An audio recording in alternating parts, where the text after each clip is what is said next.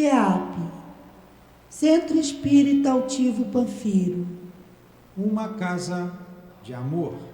Boa noite. Boa noite aos nossos ouvintes. Que Jesus Cristo, nosso Mestre maior, nos abençoe e nos envolva nesta tarde de estudos. Vamos ler o Evangelho, fazer a nossa prece e iniciar os estudos da obra O Cavaleiro de Nomear.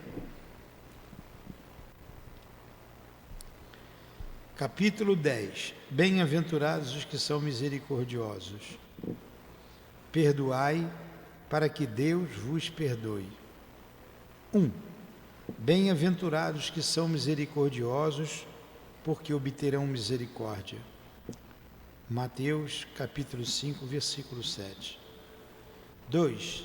Se perdoardes aos homens as faltas que fazem contra vós, vosso Pai Celeste também perdoará vossos pecados. Mas se não perdoardes aos homens, quando vos ofendem, vosso Pai também não perdoará os vossos pecados. Mateus 6, 14 e 15. Número 3. Se vosso irmão pecou contra vós, ide e falai-lhe sobre a falta em particular, entre vós e ele. Se vos ouvir, tereis ganho um irmão. Então, aproximando-se dele, Pedro disse: Senhor, quantas vezes perdoarei meu irmão quando ele houver pecado contra mim? Será até 7 vezes? Jesus lhe respondeu: Eu não digo até 7 vezes, mas até 70 vezes 7.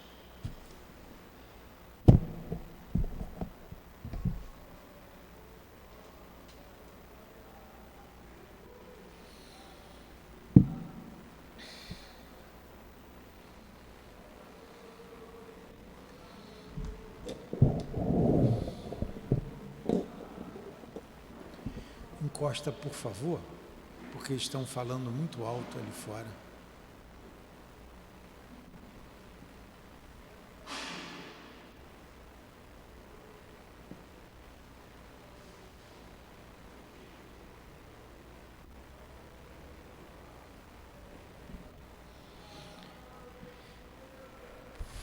Pede para eles falarem mais baixo, por favor.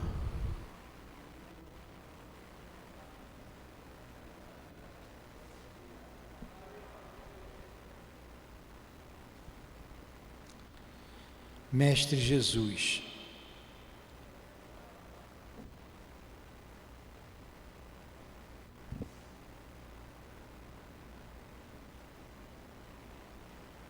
Mestre Jesus,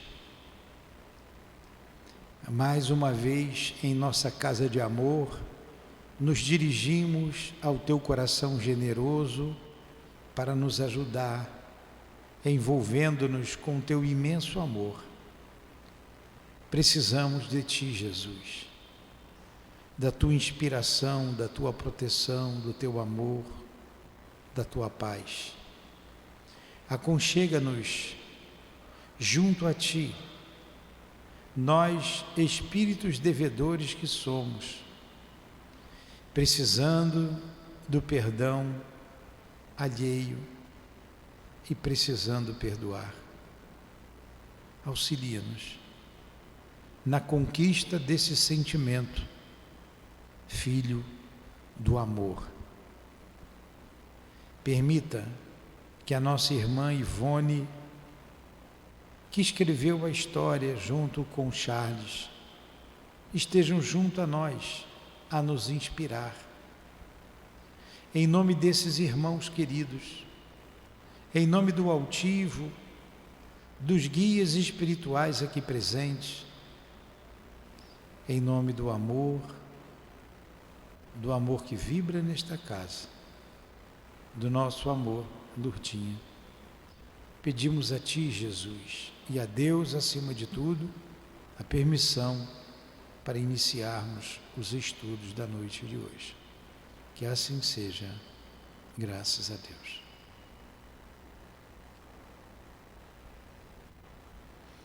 Muito bem. Então nós iniciamos semana passada a introdução do livro Cavaleiros de Lumière e vamos entrar agora na primeira parte, a Bastarda de Saint-Nesbourg.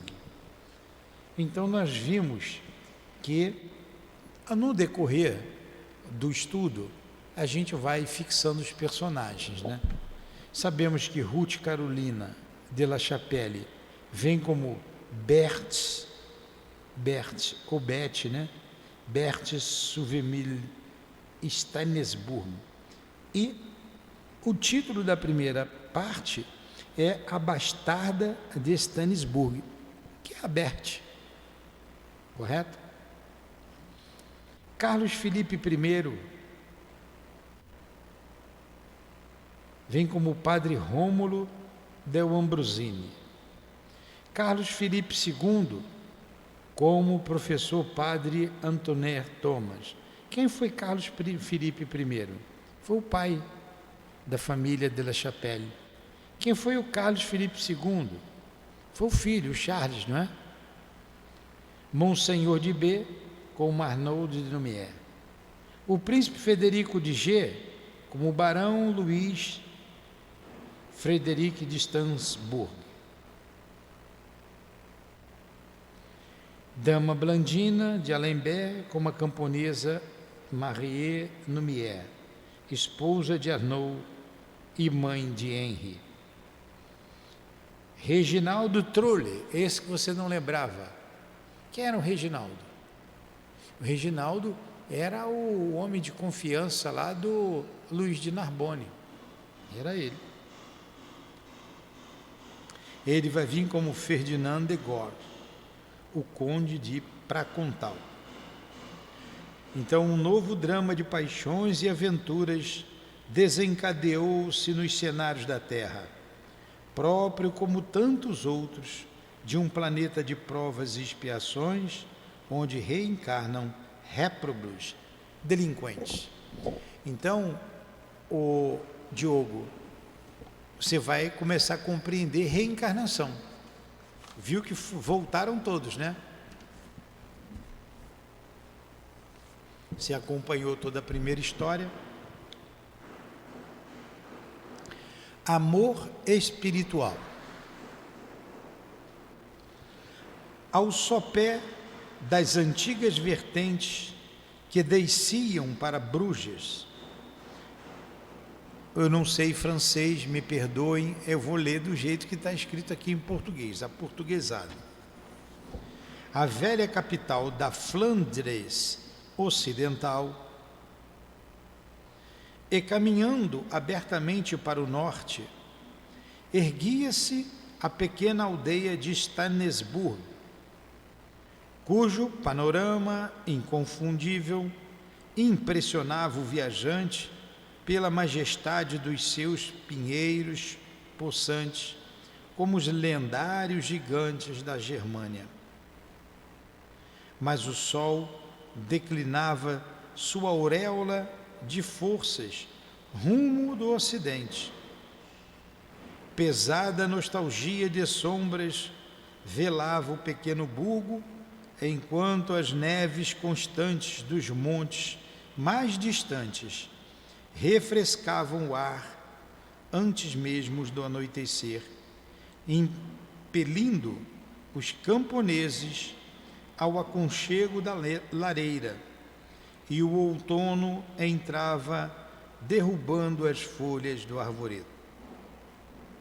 Nada mais gracioso do que o casario modesto, de balcões floridos e tetos de colmo agrupado em torno do templo religioso consagrado a Nossa Senhora, cujos sinos festivos dolentes ou piedosos repercutiam gradualmente nas almas simplórias dos aldeões, quais símbolos queridos de bênçãos cotidianas. Imersa em quietação pacata e serena, com suas flores, suas casas com janelas ornadas de cortinas azuis, a saudar os transeuntes. Se a viração era mais forte, seu cemitério em redor da igreja, a aldeia de Stansburg era como um santuário de paz belicosa, um santuário de paz na belicosa Europa do século XVII.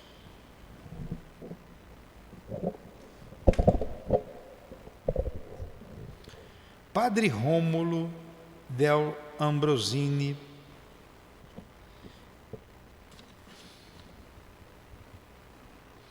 Carlos Felipe I,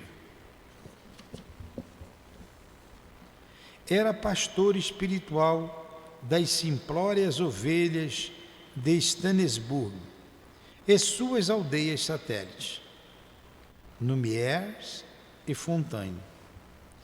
Oriundo de uma família de nobres romanos, bem cedo abandonara ele o esplendor do ambiente em que nascera pelo duro ministério de nortear almas rebeladas para o aprisco do Senhor.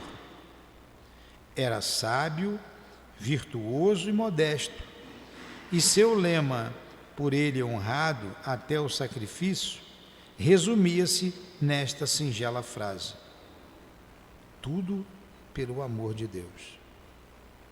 Esse tudo, explicava ele, se lhe perguntasse, era o sacrifício contínuo a que o amor nos leva.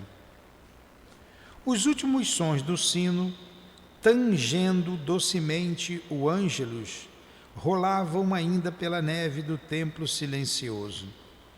Padre Rômulo, diante do altar por ele amado, como símbolo de obediência e veneração, oferecia à Virgem as homenagens da tarde, enquanto, além, no coro singelamente esculpido, seu pupilo, Antonie Thomas de Vermont, dava asas à inspiração que lhe fervilhava na alma, tirando do harmônio um daqueles hinos com que diariamente acompanhava os ofícios religiosos. Quem era o seu pupilo Antoine Thomas Vermont?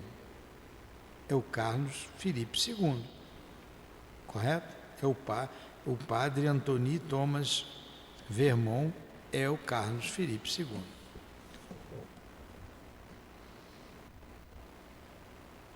Lá fora, pelos campos, a tarde enlanguecia como se prostrasse para também orar, enquanto os aldeões, ouvindo o planger comovedor dos sinos, evocando a formosa aparição de Gabriel, a Virgem de Nazaré, cessavam o trabalho e o vozeiro para dizer respeitosos: lá está o nosso bom pastor, rogando a Virgem por nós, oremos também com ele. E como que uma vibração de eflúvios celestes dulcificava o ambiente fraterno da aldeia. Corria o ano de 1680 e o rei Luís XIV de Orleans governava a França.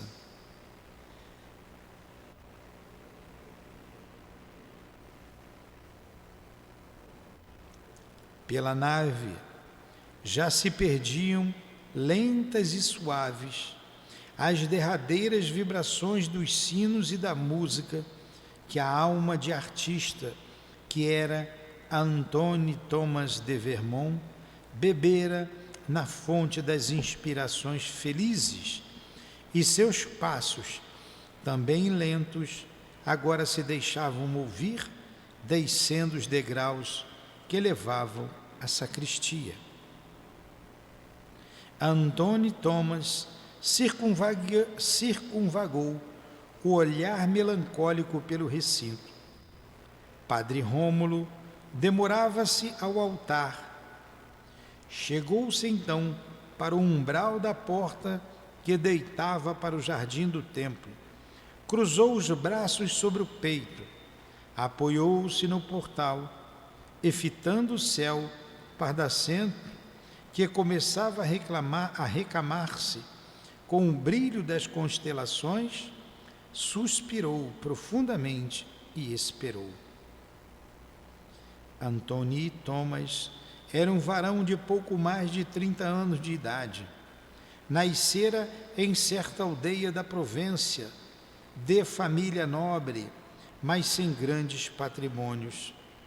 Órfão de pai aos 5 anos de idade, sua mãe paupérrima confiara-o aos monges de Saint-Sulpice para que se educasse e tomasse ordens, pois a vida religiosa sempre fora digna da nobreza, já que ela, sua mãe, não possuía recursos para custear-lhes os armamentos necessários à vida militar.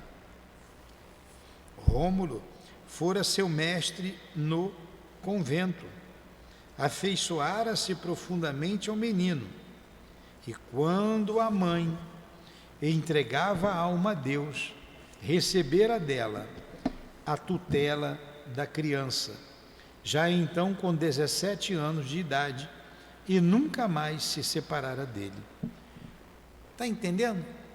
Então, o Carlos Filipe I, que era pai de Carlos Filipe II, lá na história, nas Voragens do Pecado, os dois pertencentes à família de La Chapelle, Carlos Filipe de La Chapelle e Carlos Filipe de La Chapelle, são padres ambos. E o pai veio primeiro do que ele, reencarnou e recebe de novo o filho como padre também. Ordena o filho, educa o menino desde os 5 anos de idade. Ele ficou órfão, a mãe não tinha condições, entregou ele à igreja para que ele se ordenasse, como faziam as famílias nobres. O padre se afeiçoou por ele, por Antoni, né? O padre...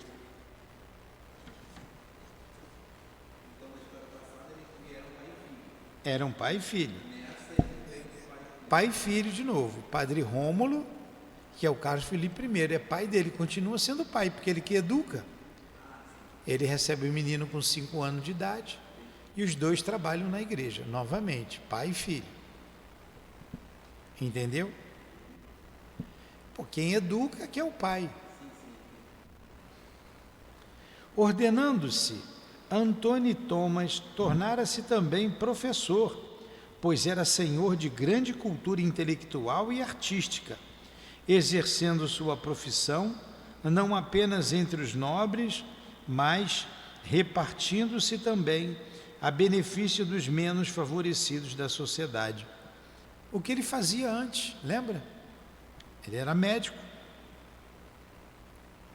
era pastor e atendia as pessoas.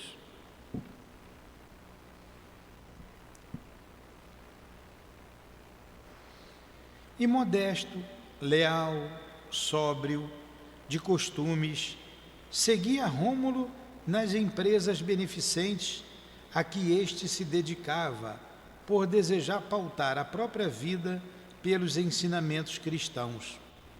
E agora, ali viviam, voltados para Deus e o trabalho, espalhando o bem por toda parte e protegendo os pequeninos, ali nas modestas e floridas aldeias de Stanesburg, de Numière e de Fontaine.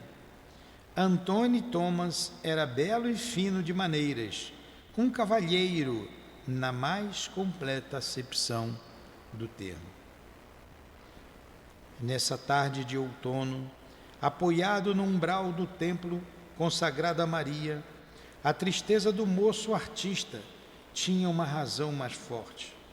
Antoni Thomas pensava em seu amigo, o cavalheiro Henri Numière, o mais abastado proprietário das 3 aldeias, depois do barão Frederic de Stanisburg, de quem fora vassalo, senhor da quinta Lumière e da aldeola que o circundava, e mais considerado e temido espadachim em 10 léguas ao redor. Quem é o Henri de Lumière? Capitão da fé, o Luís de Narbonne. Era rico, poderoso e um espadachim, o melhor espadachim da redondeza. Você vê que ele trouxe as características, né, dele. Pensava em Berthe de Souvermille, a bastarda de Stanisburgo, senhora da região, filha de um conde e neta de um moleiro, esposa de Henri, ao qual acabara de perjurar, atraiçoando os votos do matrimônio. Quem é Berthe? A Ruth de La Chapelle, Ruth Carolina. E o capitão da fé, que é o Henri, casou com ela. E ela traiu ele já. Vamos ler aqui? Vamos ler aqui? Vamos ler de novo. Pensava em Berthe de Souvermille, a bastarda. O que é um bastardo? É um filho de outro casamento. Por exemplo, teu pai vai e tem relações com uma outra mulher. Você tem um irmão bastardo. Ele tem um filho fora do casamento. Ou sua mãe tem relações com outro homem e tem um filho. Ninguém sabe. É um filho bastardo. Pode saber, pode não saber. Porque foi alguém fora ali daquela relação. De Stamberg, senhora da região, filha de um conde e neta de um moleiro, esposa de Henri. Então, Henri já casou com ela, ao qual acabara de perjurar, atraiçoando os votos do matrimônio. Trair. O perjuro, o que é um perjuro? Está aqui. O que é perjurar? Aqui está a definição de perjurar: renunciar à opinião, crença, etc. Abjurar. Abjurar, quebrar juramento. Quebrar juramento, faltar a promessa. Não confie nessas pessoas que mentem e perjuram. Entendeu?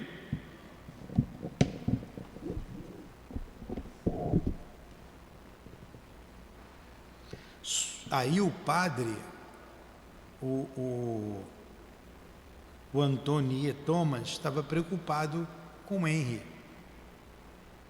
Subitamente uma voz solícita murmurou às suas costas: Vamos, meu filho, os rapazes esperam as aulas da noite. Voltou-se e viu Rômulo já embuçado na capa, disposto a sair. Senhor, respondeu ele, preparai-vos para mais uma notícia desoladora. Já a percebera em ti, meu caro Tom. Podes dizer-me sem rodeios. Certo estou, no entanto, de que não te diz a ti respeito. Tu jamais cessas a vigilância em torno de ti mesmo, razão porque a ti mesmo e a mim poupas de sabores. Apesar disso, não cesso de sofrer, graças aos teus generosos impulsos pelo próximo. Sim, sofres. Sim, meu pai. São os dois padres conversando, né? Sim, meu pai. O pobre Henri Lumière embebedou-se hoje como jamais o fez. Provoca distúrbios e conflitos por onde passa. Espancou o mestre Félix, o taverneiro, que ousou pô-lo para fora do seu albergue. mediu-se a faca com Jacques Sobrel e Camille Corriol, que se atreveram a remoques insultuosos referentes à esposa perjura, e marcou-os rudemente na face. Ameaça céus e terra, e brada que atacará o castelo de Stanisburgo, com a rapaziada de nossas 3 aldeias, a qual vem aliciando e adestrando em armas e com lobos que puder apanhar na floresta, a fim de exterminar a raça dos que o desgraçaram, roubando-lhe a esposa, pois responsabiliza os Stanisburgo em geral pelo ato deplorável de sua Berthe e Luís de Stanisburgo. Quem é esse Luís de Stanisburgo? Quem é?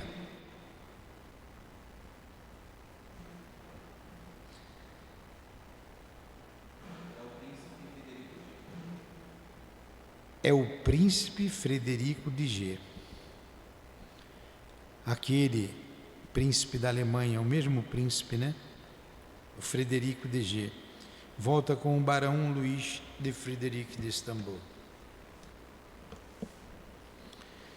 Não procuraste moderá-lo, trazendo ao presbitério como das demais vezes?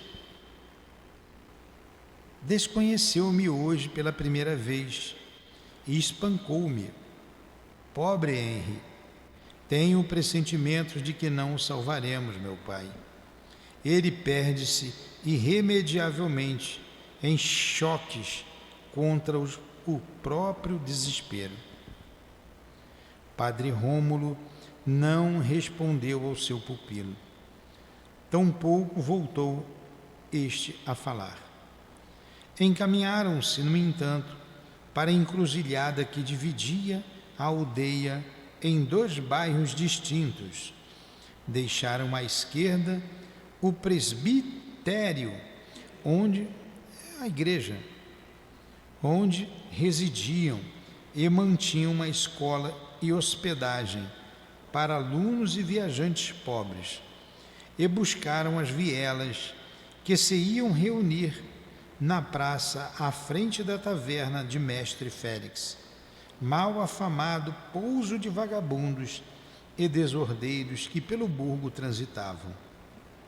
No entanto, se a algum mortal fosse possível devassar o pensamento daqueles 2 generosos homens, compreenderia que o de Rômulo del Ambrosini rememorava fatos, lamentando sucessos recentes, enquanto seus passos pesados mediam o caminho, e o pupilo amparava-o, oferecendo-lhe o braço.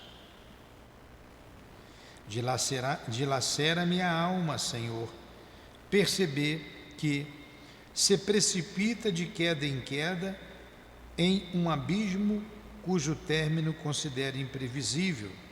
Esse pobre Henri, a quem vi nascer, a quem levei as águas do batismo e ensinei a leitura e as contas.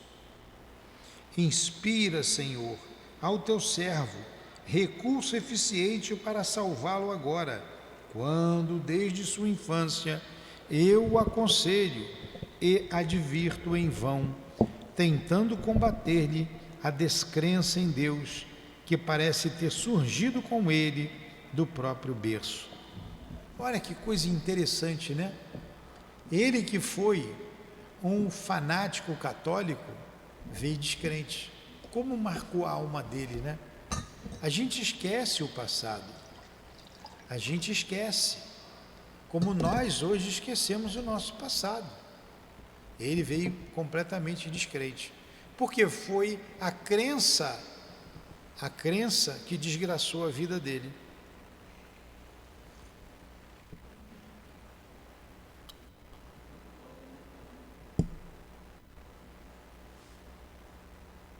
Como é que pode? Você lembra da tua vida anterior? Pois é.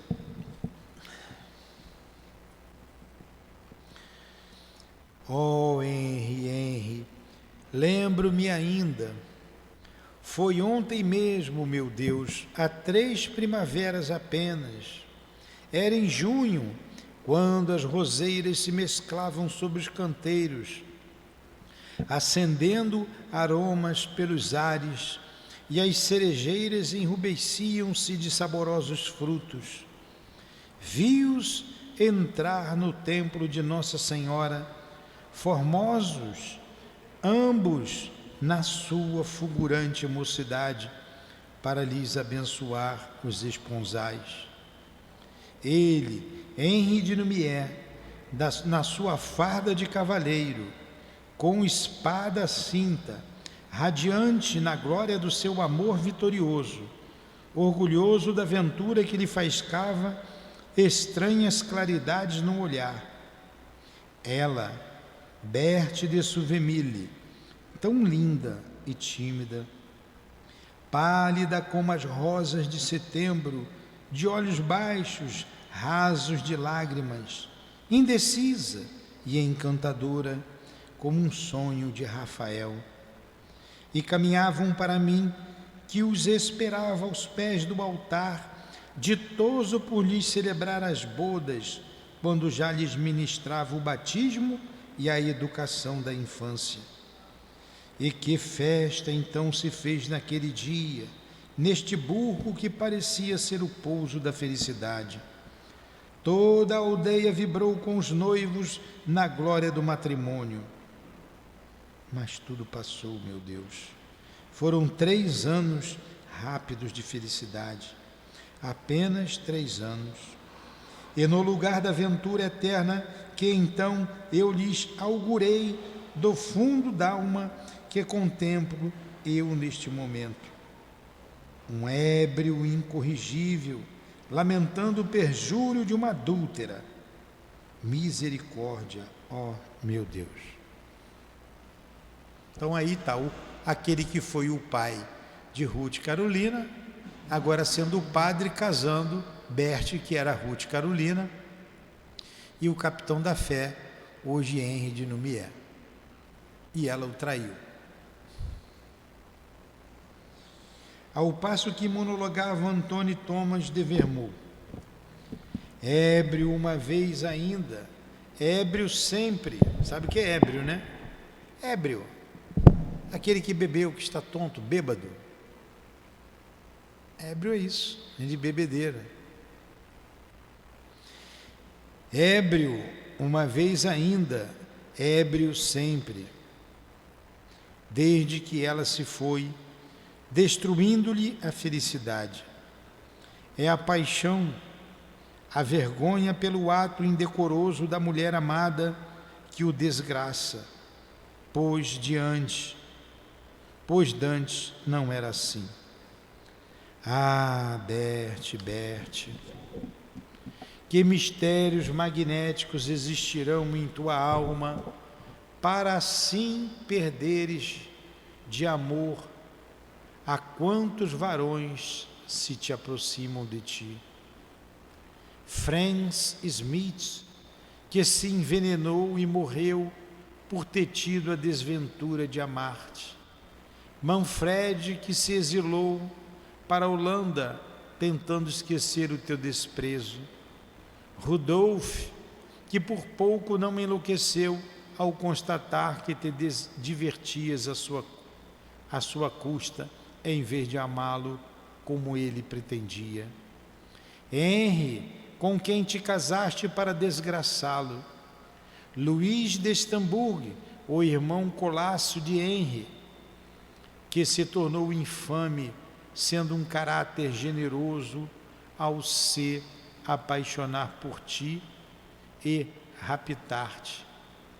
E eu, Berthe, que também te amo, e não tive força de este insensato coração rasgar para esquecer-te.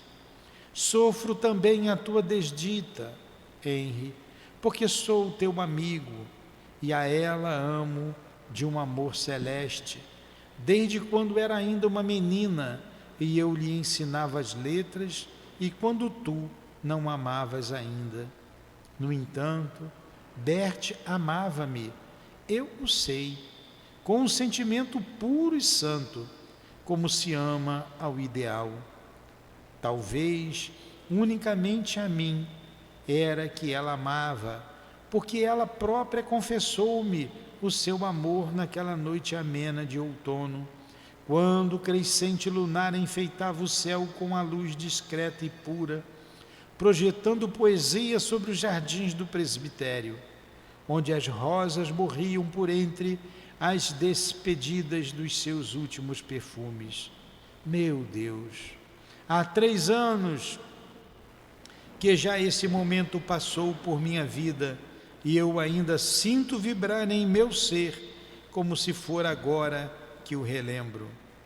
Eu amava Bert desde a sua infância, quando, sendo eu apenas um noviço, lhe ministrava as letras e a música no castelo do nosso burgo. Ele era o irmão dela, era o Carlos, que agora é o padre. Cresceu com o tempo o amor dentro de minha alma, em vez de se extinguir. Mas eu não a amava com um sentimento humano, próprio do coração do homem para com uma mulher. Nela eu consagrava a perfeição do amor em espírito e verdade. Era um amor celeste de uma alma para outra alma, misto de ânsia e fraternidade espiritual, cândido e piedoso, indefinível, cujas vibrações sagradas me transportavam para Deus. Eu não a desejava para minha mulher, desejava sim a sua presença em minha vida, o seu sorriso e os seus afagos. Desejava ser amado por ela face de Deus, com a pureza com que a amava, vê-la fiel e submissa aos meus conselhos, aos ditames da lei de Deus. Olha, amor de pai, amor fraterno, né? Parecia-me que eu a amava desde os séculos passados, que ela me pertencia, que era eu o seu pai, o seu tutor perante Deus, a minha família, e por ela sentia tais zelos e cuidados como o pai por sua filha única e bem-amada. Piedade infinita marejava de lágrimas os meus olhos, quando havia doidivana a enganar um e outro, namorado, enquanto compreendia ser-me necessário renunciar ao desejo de adotá-la como irmã, para guiá-la, educá-la, encaminhando-a para Deus. Bert sabia que era amada por mim, conquanto jamais eu lhe houvesse confessado. Bert correspondia ao meu amor pura e respeitosamente, como eu a amava. Bert desfazia-se em pranto aos meus pés durante a confissão, pedindo-me consolo para o amor infeliz que era o único a minar o seu coração, advertindo-me de que a impossibilidade de ser amada como amava a desgraçaria. E eu, que a amava, mas nunca lhe confessara, e era amado por ela, apontava-lhe o santo amor de Jesus Cristo como supremo recurso de amparo na desventura de um amor impossível. Agora você vê, ela o amava como homem, e ele a amava como pai. Certo dia, Bert fora ao presbitério em visita a Padre Rômulo, que enfermara. Quando o crescente lunar se desenhou luminoso dentro da noite, despediu-se. Acompanhei-a até o jardim. As rosas recendiam aromas penetrantes pelo ar vaporizado de sereno. Em torno, o silêncio era dúlcido, como as santas expressões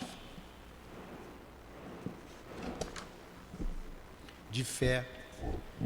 predispondo nossas almas às suaves emoções dos afetos que alimentam o coração. Bert entristeceu-se ao se despedir. Confessou-me consentiria em desposar Henri Lumière, porque o destino não permitia que ela desposasse aquele a quem verdadeiramente amava. Chorou sentida, ocultando o lindo rosto entre as mãos brancas que tremiam. Tomei essas mãos entre as minhas, comovido, e procurei consolá-la, mas ela atirou-se em meus braços, procurando refrigério, e eu unia fervorosamente de encontro ao coração, como se abraçasse um ser docemente amado e esperado desde séculos. Palpitante o meu coração de uma felicidade desconhecida para mim. Meus lábios então beijaram suas faces, beijaram seus olhos e os seus cabelos tão louros como o sol. Beijaram suas mãos e seus vestidos brancos como aquele luar tão puro que contemplava nossas doces expressões. Caí a seus pés, disse-lhe que a amava, como se ama a um anjo ou a uma santa, e não a uma mulher.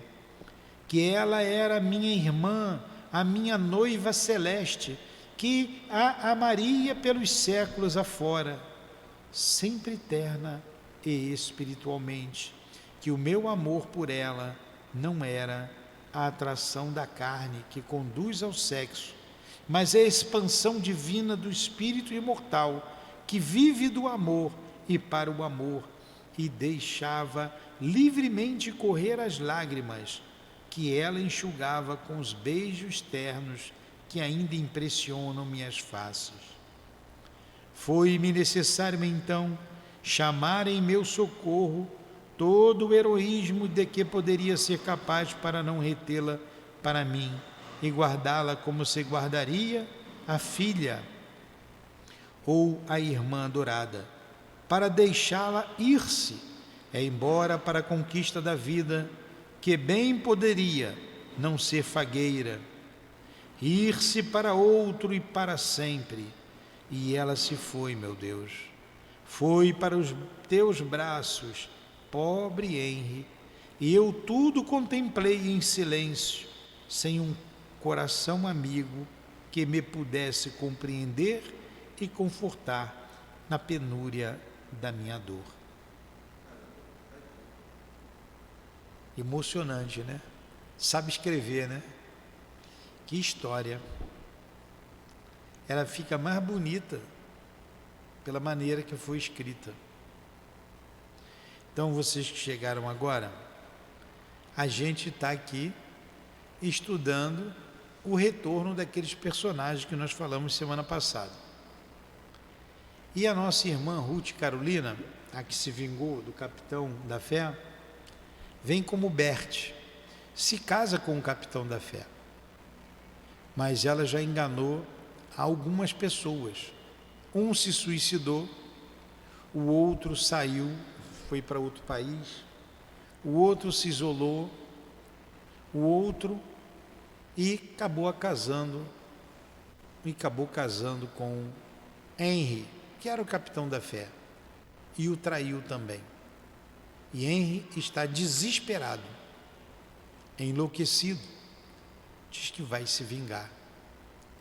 E o padre que a amava muito, o padre Rômulo, era o irmão dela, o Carlos Felipe II, que tanto a amava como irmão.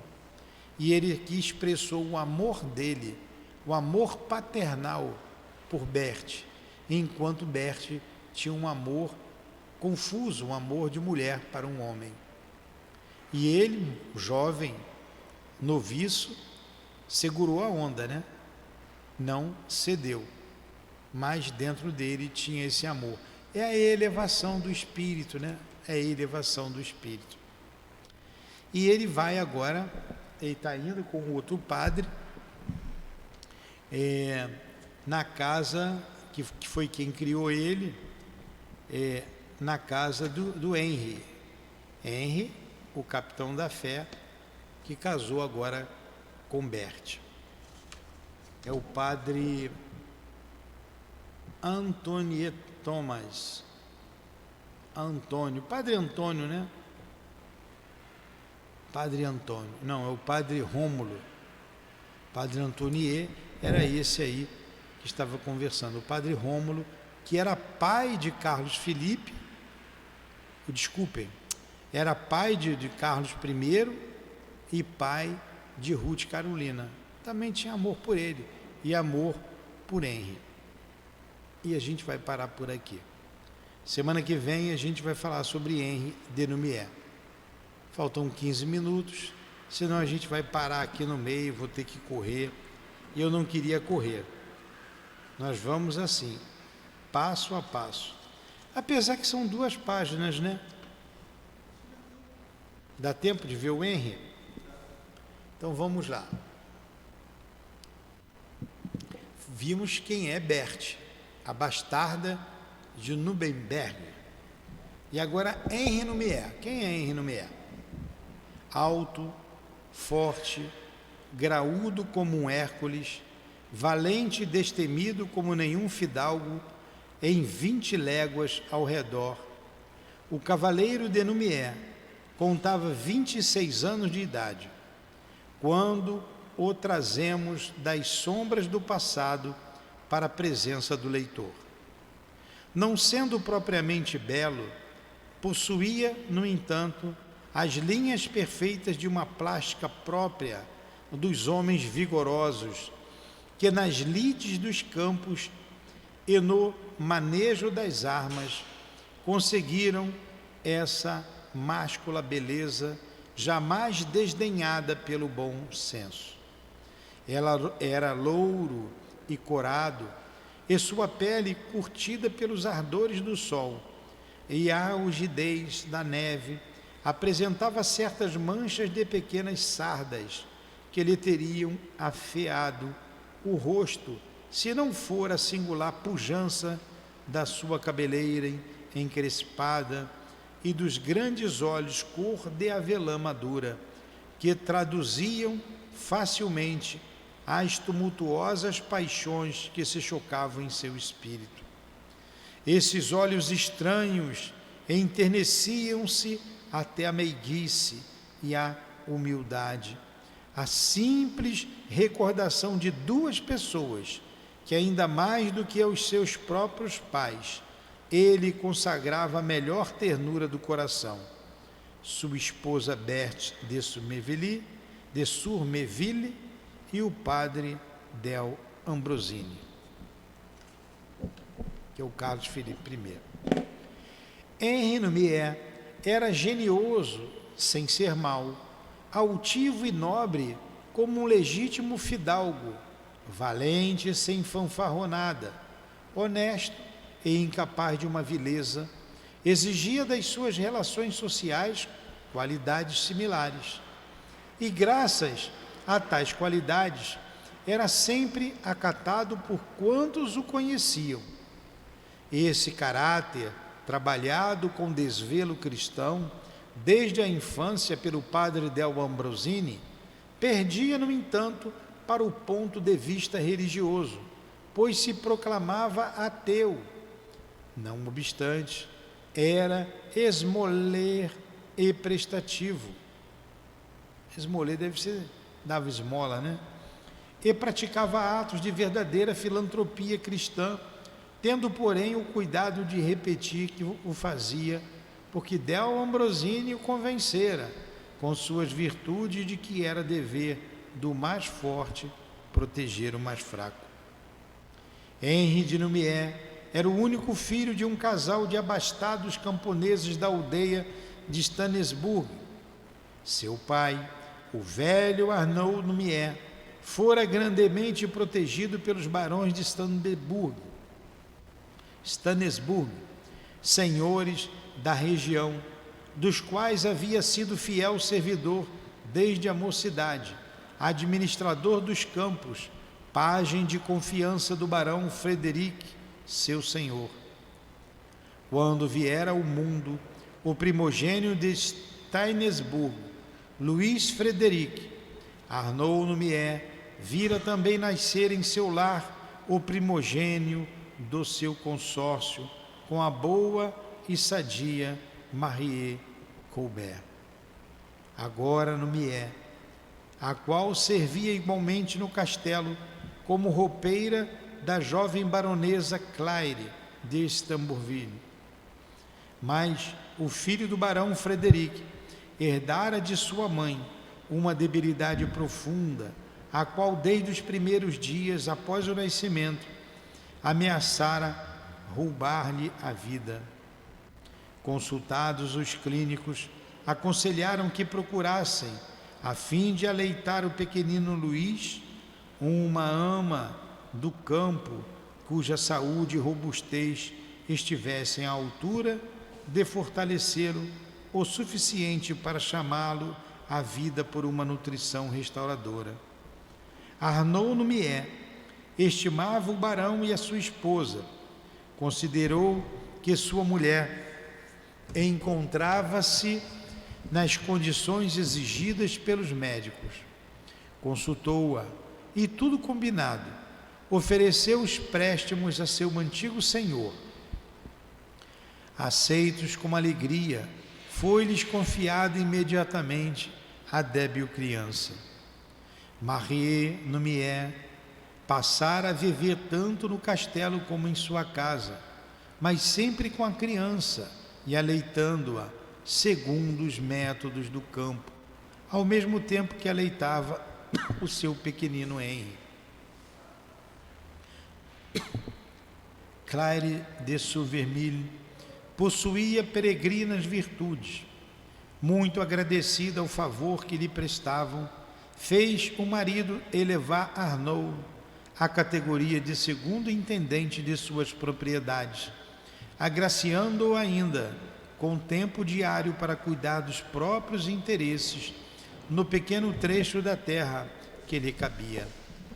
Henri, portanto, criara-se ao lado de Luís de Estamburgo, tanto no castelo como em sua casa, alimentados ambos pelo mesmo seio, embalados pelos mesmos carinhosos braços,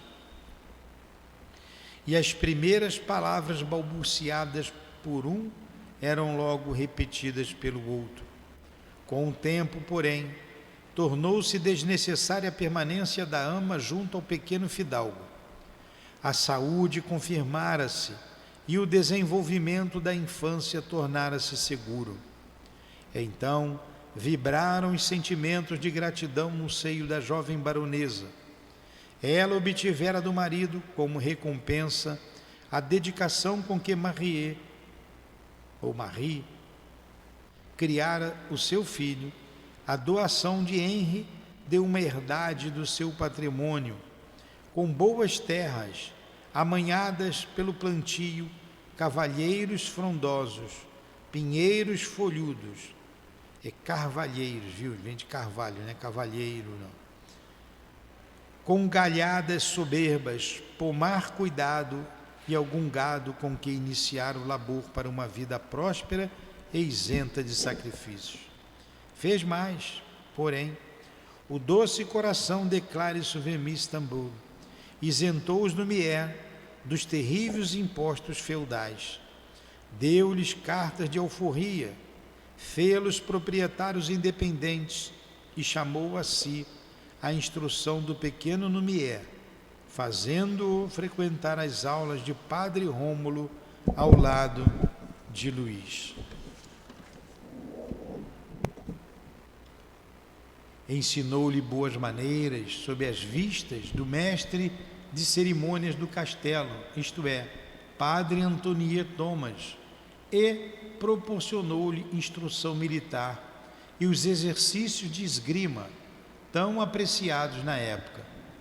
Com os melhores mestres de esgrima da região, continuara Henri a própria instrução, até que aos 18 anos de idade era considerado o mais destro espadachim dos arredores, e aos 21 fora armado cavaleiro pelos novos senhores de Istambul, descendentes do barão Frederico, e confirmada sua merecida patente pelos governadores de Burgos.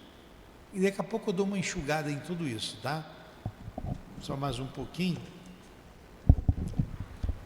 Afastada, no entanto, do castelo pela sua nova condição social, nem por isso a família Lumière abandonara-o. Marie e, principalmente, seu filho frequentavam-no com assiduidade. Henri fora companheiro inseparável de Luís durante a infância e a primeira juventude, a seu lado, cavalgando alegremente durante inocentes caçadas e torneios. Entre mentes, a herdade prosperava rapidamente sob a vigilância de Arnaud e seu filho, cujo dinamismo construtor e capacidade de trabalho admiravam a quantos o conheciam. E a propriedade passou então a chamar-se Quinta Lumière, formando-se por esta época a aldeia do mesmo nome em seu derredor. Com o decorrer do tempo, porém, grandes choques verificaram-se entre os de Istambul e os de Lumière, e acontecimentos lamentáveis modificaram a vida rotineira que prometia eternizar-se entre as duas famílias. Chegaram os ardores da mocidade. Henri Lumière pusera-se a amar uma mulher quando os 20 anos lhe douraram a alma de sonhos e de ânsias o coração generoso, mas amara com a terrível impetuosidade do seu caráter dinâmico. Amara até ao fanatismo, até a loucura, até ao servilismo a essa mulher encantadora que o soubera dominar como a menina aos seus bonecos. Já em passadas etapas reencarnatórias, dedicara-se-lhe grande amor, e um século antes, em França, perdera-se de amor por ela, e por ela fora duramente vencido, morrendo em uma prisão secreta sob a responsabilidade de Catarina de Médici, então rainha viúva daquele país. Ele, altivo, quase rude no trato para com os demais, amou a essa mulher com renúncias e desprendimentos, resumindo mesmo a própria vida nesse sentimento, que se diria obsessão fadada a um desgraçado destino. Desposando essa mulher, que para ele estaria acima dos demais bens do mundo, viu-se inesperadamente, tal como na existência anterior, atraiçoado no seu grande sentimento e na sua honra conjugal, humilhado e batido como o mais vil bufão de feira. A vergonha, pois, o desgosto, a raiva, o despeito, a saudade, o desespero, eram os sentimentos que se chocavam na alma de Henri Lumière, quando, sacudindo as cinzas que entenebrecem o passado, revivemos sua personalidade de então, para o grande desfile à luz da moral espírita. Tais, na ocasião, as condições morais do ébrio que levara Rômulo del Ambrosini e o conde provincial Antônio Thomas de Vermont ao albergue de Mestre Félix. Então vamos lá. Quem era Henri? O cavaleiro de Lumière. Henri de Lumière. Quem era Henri de Lumière?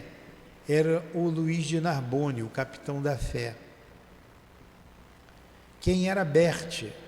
Berthe era Ruth Carolina, que o traiu, entregou a Catarina de Médici, e ele foi colocado numa masmorra, e ali ele morreu de fome e sede. foi muito torturado. Ele amava muito a Carolina e quando se reencontram, ele continua amando loucamente, apaixonadamente. Quem é o pai dele, Arnaud de Nouméa? É o mesmo pai de outrora, o Monsenhor de B, que o criou. Quem são os padres? São os pais de Berthe e o irmão, o pai de Berthe e o irmão de Berthe, Carlos I e Carlos II de La Chapelle. E quem é o irmão Luís? Ficou como irmão dele, porque a mãe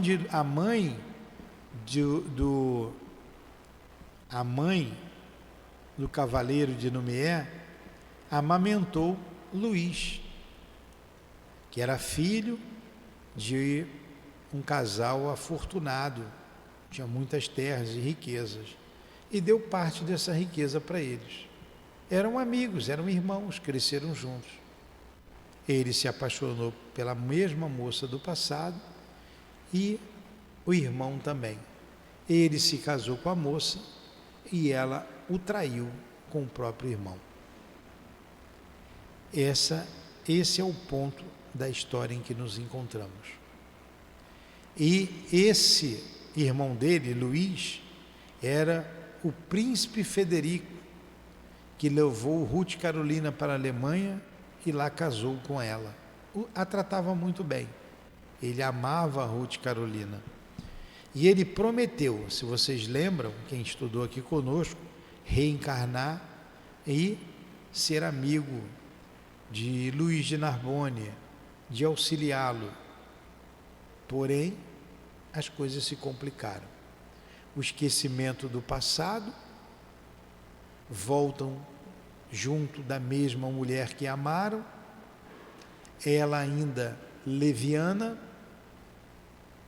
se envolve com os dois. Mas ela já tinha casado com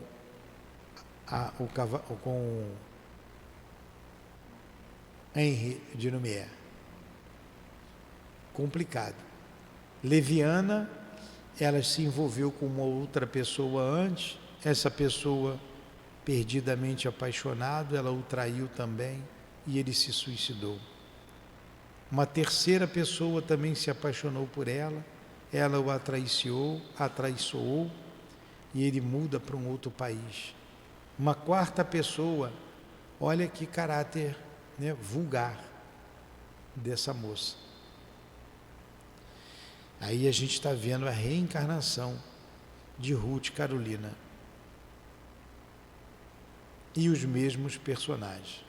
Mas entrarão outros aqui ainda para complicar mais ainda essa história. Jogar um tempero aqui dolorosíssimo. Vamos terminar com a prece. Mestre Jesus, muito obrigado pelo acolhimento nesta casa de amor, pelas vibrações de amor, pela compreensão que essa história tão dolorosa traz a respeito da reencarnação.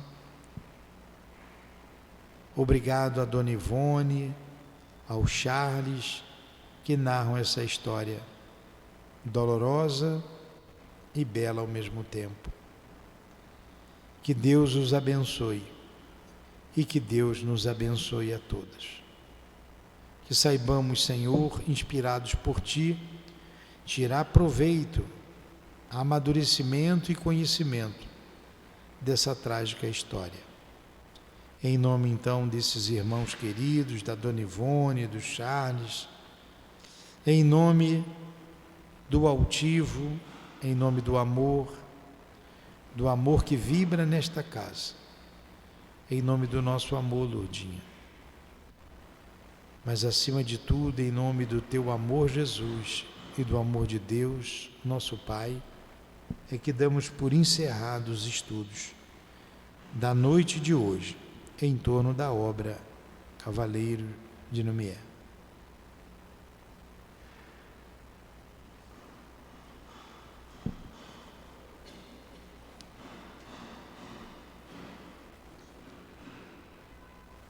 CEAP, Centro Espírita Altivo Panfiro.